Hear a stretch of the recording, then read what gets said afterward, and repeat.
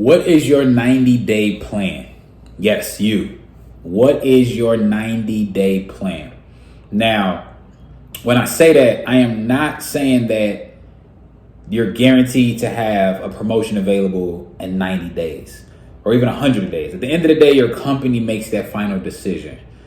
But one of the biggest traps you can face if you're really trying to advance yourself at your workplace is just constantly going through the motions every single day without any type of plan. Now, of course, you may say, well, once a promotion becomes available, I have a plan. But while you are preparing for that opportunity, what are you doing to constantly sharpen that axe? What are you constantly doing to build that skill set? So you need to be finding something within a 90-day plan. And the reason I say that is because I learned from my experience, it is very easy to say, okay, this year is going to be the year, especially now it's around close to New Year's. This year is the year. I'm going to do this for the year. The problem is there's so much time in between that year.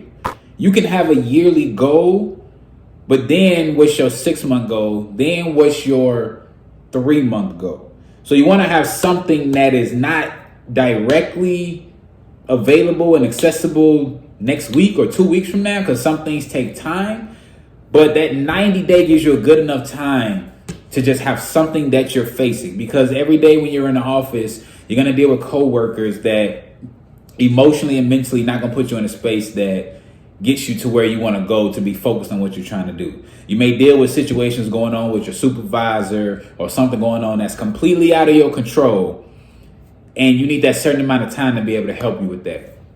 So the first thing is, what new task can you work on today and begin to master within these 90 days? Now, when I say task, it doesn't have to be something major. If you are in a customer service position at the company and you normally juggle 2 phone lines at a time, okay, well, what can you do to slowly start preparing yourself to juggle 3 phone lines at a time, 4 phone lines? I'm not talking something extremely major. I'm just talking something very minute that you can slowly start to develop, because what it does is it builds momentum and it builds confidence for yourself. And it helps give you that extra push that you need when you're going into work and when you're dealing with real life and when you're dealing with situations and you don't feel like being here at the office. Because that mindset, that determination, that perseverance is what you need in order to become a corporate America boss and position yourself. So now when these new opportunities become available at your current company or maybe even at another company, you now have the mental fortitude, you now have the stamina and the perseverance to be able to tackle that next task. So what new tasks, what new skills can you really start to work on? And again, it doesn't have to be something major. It can be something very, very minor. The next thing, number 2, is what new responsibilities can you add on to yourself? What new responsibilities can you do that now you are in charge of doing every day? Again, this doesn't have to be something major. It can be something very, very minor, but you need something that you're doing to add on to what you're already doing. This does not mean neglect what you're currently doing or what your current role is to focus on this next thing. Still master what your current task is, what your current role is at that company, at that corporation, but also find some new responsibility. And sometimes it might take you just being honest and talking with your supervisor, talking with HR, talking with somebody in the company and say, hey, what new responsibilities can I learn? What responsibilities do you have now that's a very minor task that if somebody could knock it out for you, that can be done? That's something very small that I talk about in my book, Corporate America Boss, when I talk about in terms of what can I do to my job is to make your job easier. So what new responsibilities can you add on to yourself? Because you need to be slowly, constantly improving. Because before you know it, if you don't add these few little things to your toolbox that you're slowly getting better at and mastering, you just go to work, you clock in, you do your job, you clock out, you clock in, you do your work, you clock out. Before you know it, 5 years then went by, 10 years then went by, 20 years then went by.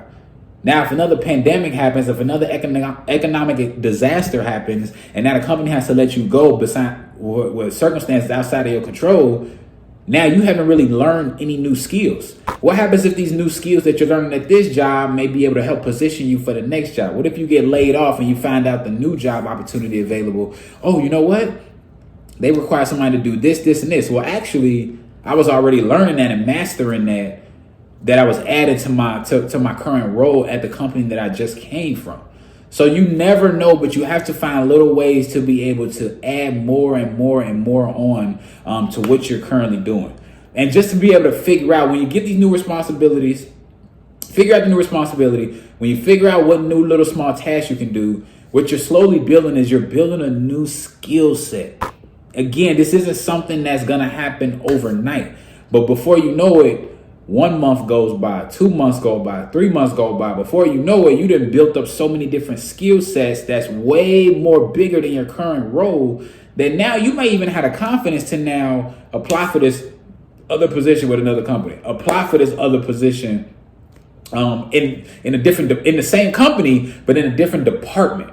So again, it's just a small little minute things. What's your 90-day plan? Figure that out. Take time to think about that. What's your current role? What is it that you can add on to what you're doing? And this isn't about, well, this isn't my job title.